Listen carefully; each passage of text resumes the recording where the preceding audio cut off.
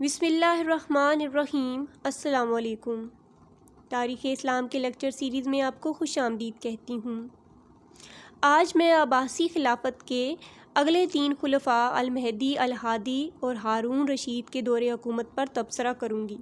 تو سب سے پہلے میں سلطنت عباسیوں کے تیسرے خلیفے کے بارے میں بات کروں گی، جس نے 775 تا 785 عیسوی تک حکومت کی۔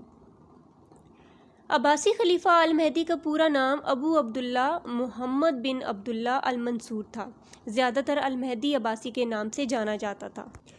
المہدی کی تربیت بھی بھرپور طریقے سے ہوئی، اور جب المنصور نے بغداد تعمیر کروایا تھا تو اس وقت المہدی 15 برس کا ہو چکا تھا۔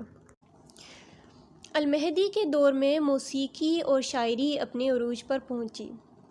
10 سالہ دور میں سلطنت کو مزید وسعت ملی، اور المہدی نے کامیابی میں مختلف بغاوتوں کو کچلا۔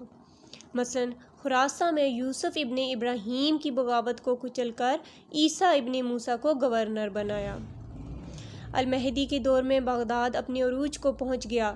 عرب، عراق، شام اور ایران کے بڑے بڑے اسکالرز نے بغداد کا رخ کیا۔ بغداد میں اس دور میں ہندو، یہودی، کرسچن سب لوگ پہنچ رہے تھے، اور بغداد عقل و دانش مندی کا ورلڈ سینٹر بن کر ابھرا۔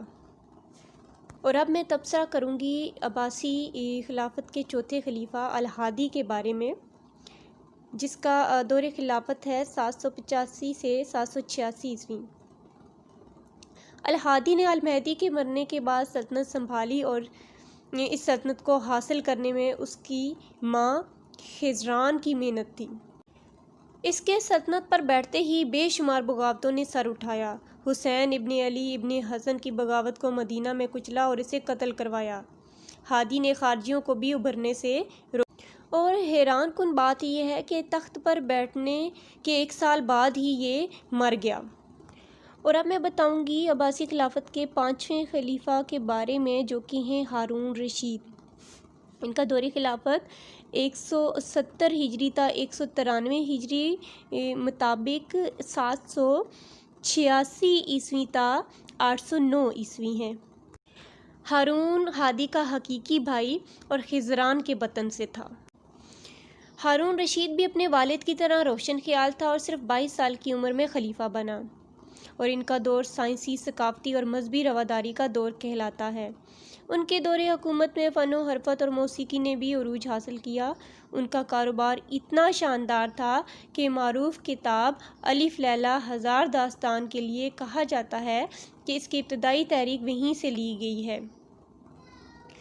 ہارون علم، شاعری اور موسیقی سے شغف رکھنے کے علاوہ خود ایک عالم اور شاعر تھا، اور اسے جب اپنی سلطنت یا پڑوسی سلطنتوں میں سے کسی عالم کا پتہ چلتا تو وہ اسے اپنے دربار میں ضرور بلواتا تھا۔